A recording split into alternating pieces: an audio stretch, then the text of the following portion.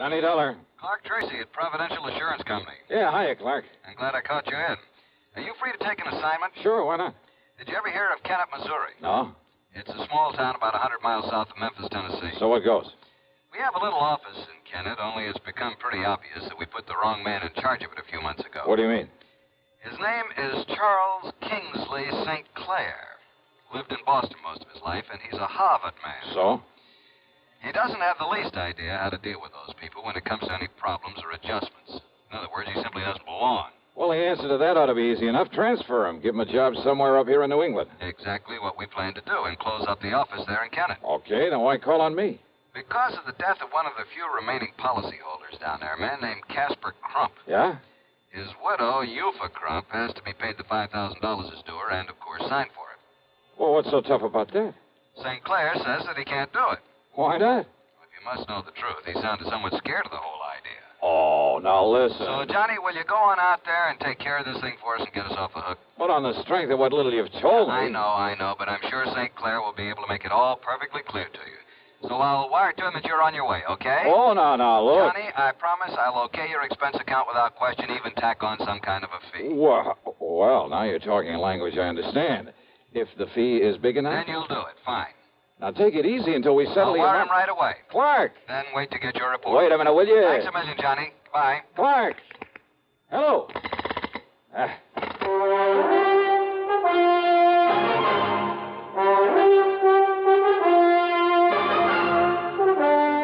CBS Radio brings you Bob Bailey in the exciting adventures of the man with the action-packed expense account, America's fabulous freelance insurance investigator. Yours truly, Johnny Dollar.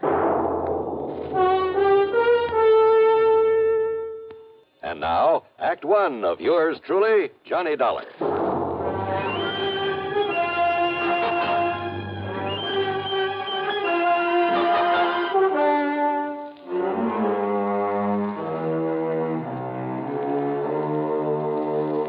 Expense account submitted by Special Investigator Johnny Dollar to the Providential Assurance Company, Home Office, Hartford, Connecticut. Following is an account of expenses incurred during my investigation of the Moonshine matter.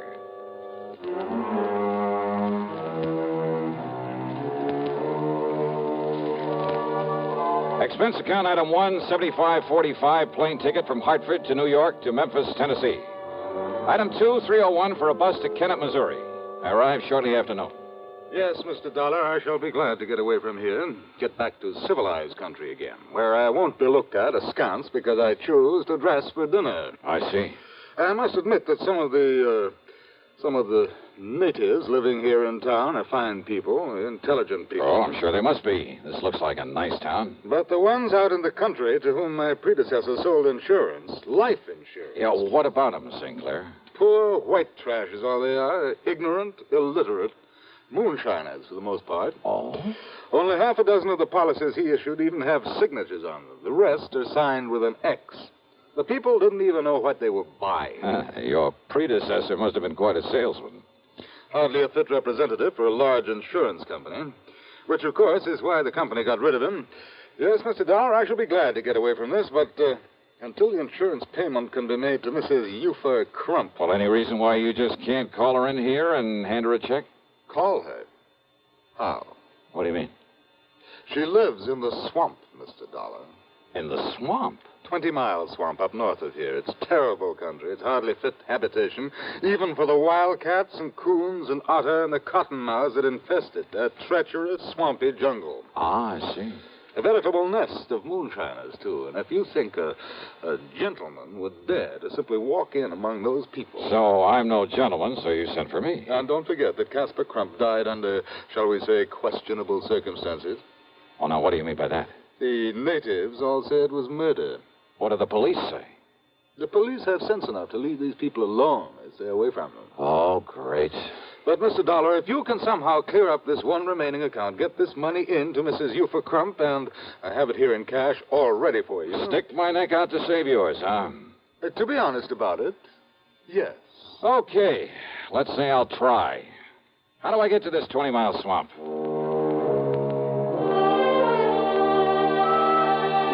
St. Clair drew me a rough map, handed me the $5,000, and wished me luck. Item 3 is $20 deposit on a rental car from one of the local garages. And what a car. It should have hit the junk heap 15 years ago and was actually held together in spots with baling wire. The left-hand door was closed with the help of a piece of rope.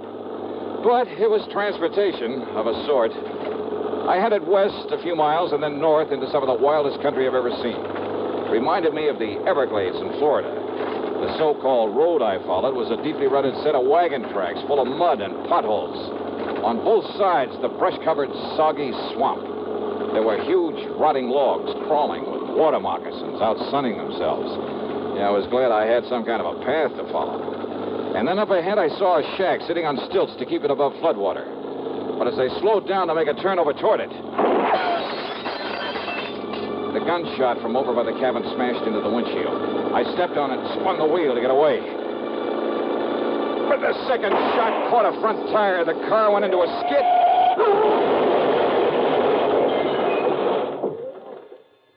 And now, Act 2 of yours truly, Johnny Dollar and the Moonshine Matter.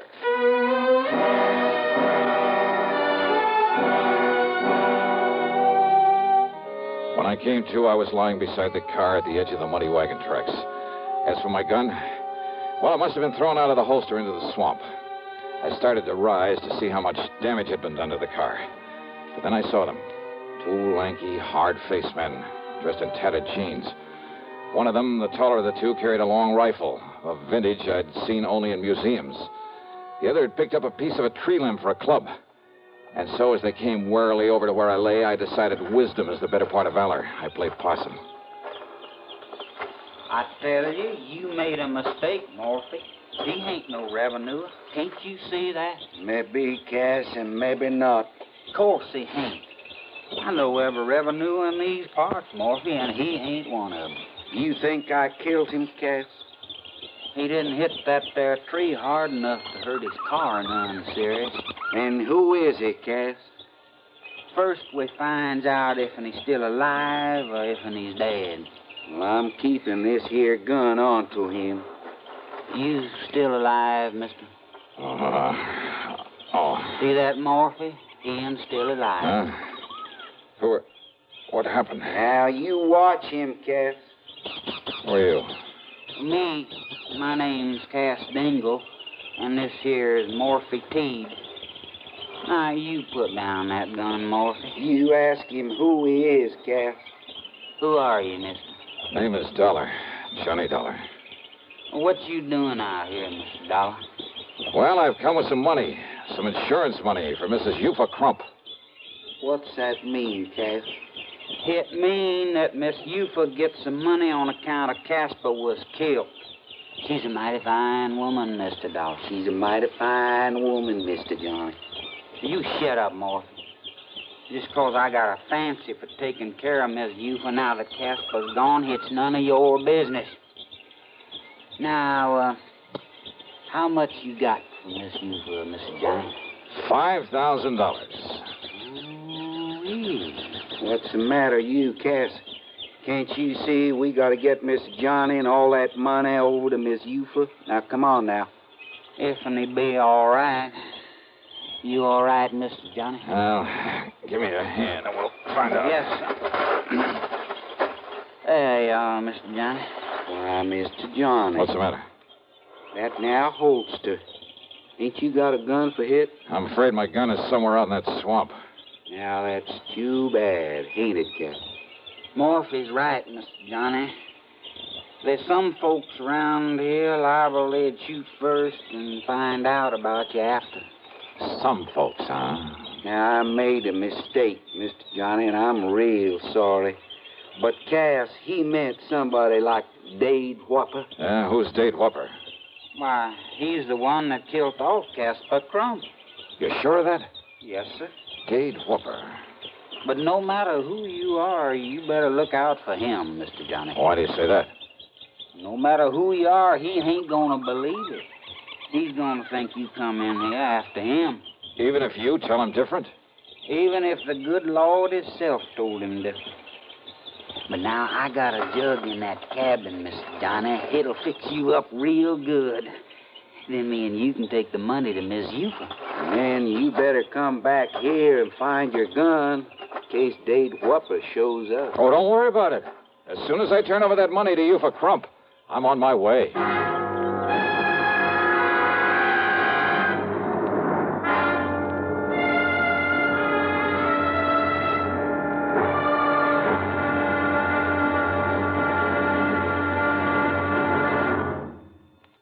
And now, Act 3 of yours truly, Johnny Dollar.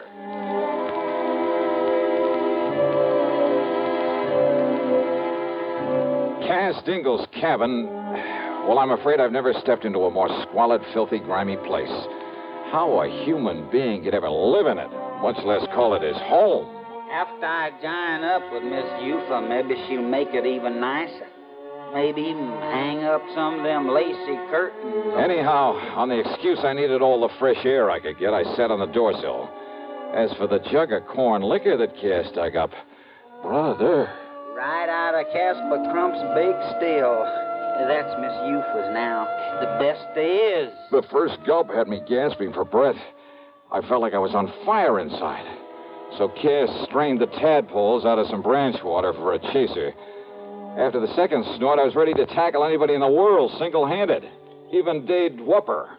I told you that'd fix you up. And now, oughtn't we go see Miss Eufa? Yeah, sure, Cass. Why not? Only, where's Morphy? Oh, he took in his dugout and went on ahead to say the good news. Dugout? So me and you, we'll go in mine.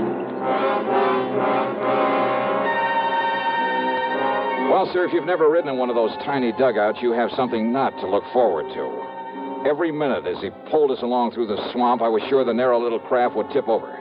But he handled it well, and after a quarter mile or so up the slough, as he called it, we landed in front of another, a larger cabin. But then... Mr. Dollar? Yeah? What is it, Morphy? One of Eufa's young uns, the spoilt one. You mean that no-good lazy, huh? That's the one, Cass. He heard me tell Miss Johnny's here. He run off to tell Dade Whopper. Oh, that ain't good, Miss Johnny. He'll be coming here after you. Ah, so what? Stop worrying about it, Cass. We'll just take things as they come. But Dade Whopper's poison. Dade Whopper's pie? Yeah, well, stop worrying. Let's go in and see Mrs. Crump. Now, Mr. Johnny, I hate to say this. Well? But when somebody says stop worrying about Dade Whopper... Yeah? I sure hope none of that white mule ain't gone to your head, Mr. Johnny.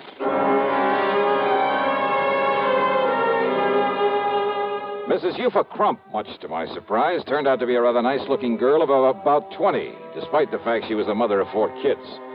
Her cabin boasted 4 separate rooms, a couple of worn-out rugs on the floor, some lace curtains. With almost childish delight, she put her ex on the receipt for the insurance and stuffed the money into a hiding place under the floor. Then made no bones about the fact that most of it would go to improving the moonshine still her husband had left her with. And with Cass here helping me, it's going to be the best still in all these here now parts. Well, good for you, Mrs. Crump. And, Cass, I'm going to see that you get yourself a nice suit of clothes, a whole suit. Oh, now, you... And, Mr. Johnny, I thank you very much, sir. My pleasure, Eufa. Only now, you two better get on your way. If that brat of mine, that Lacey, has found Dade Whopper and told him... Dade Whopper. What, Morphy? Dade Whopper. He's a-coming down the slough in his dugout. He's gotten that shotgun with him, too, that he loads up with slugs, and he's coming after you, Mr. Johnny. Mr. Johnny, me and you, we better get out of here. Oh, now listen to me, Cass. He's all liquored up, and he ain't going to stop to argue with nobody. Then, Cass, you and Mr. Johnny get on out of here real fast. With 3 of us here? Now listen, all of you. No, sir, Mr. Johnny. Now, you come on with me.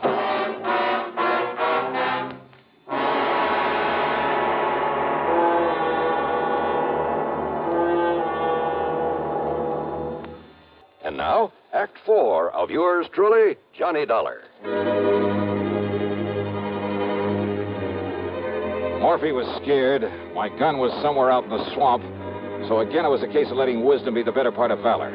especially after Morphy made it plain that even his rifle wouldn't mean a thing against Whopper when he'd had a jugful.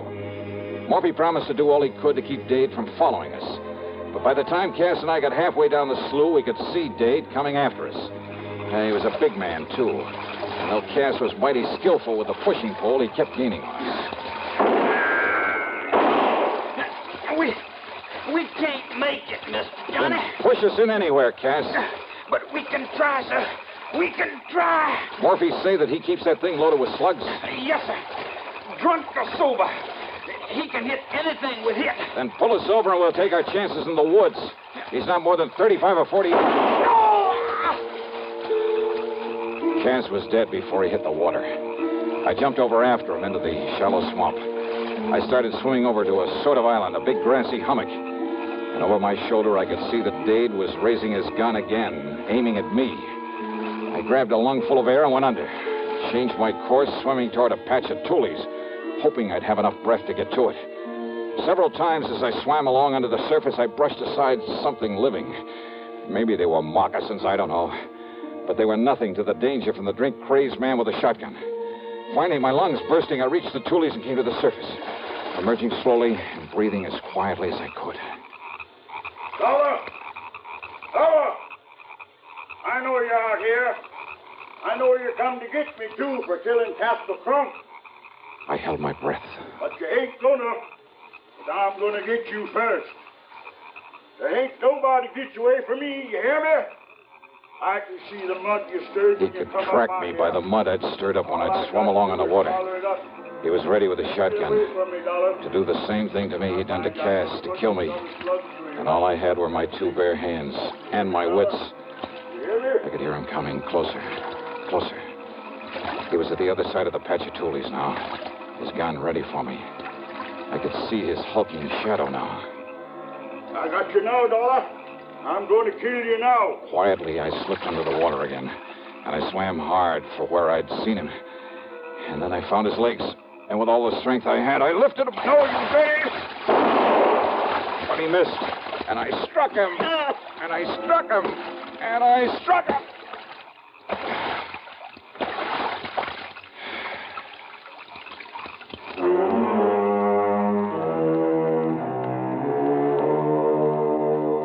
So maybe those people were pretty much a law unto themselves. But Dade Whopper went back to Kennett. There he'll stand trial for 2 murders. And I'll just continue to poke along in this soft, cozy little job of mine. Yeah. Expense account total, including some new clothes and a trip back to Hartford, $340 even. Yours truly, Johnny Dollar.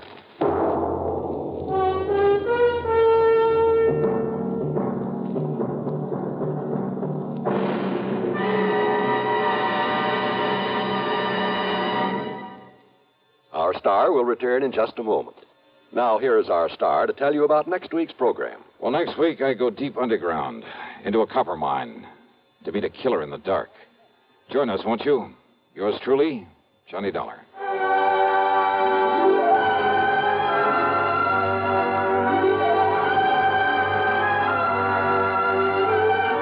Yours truly, Johnny Dollar, starring Bob Bailey, originates in Hollywood and is written, produced, and directed by Jack Johnstone. Heard in our cast were Virginia Gregg, Harry Bartell, Ben Wright, Sam Edwards, Vic Perrin, and Ralph Moody.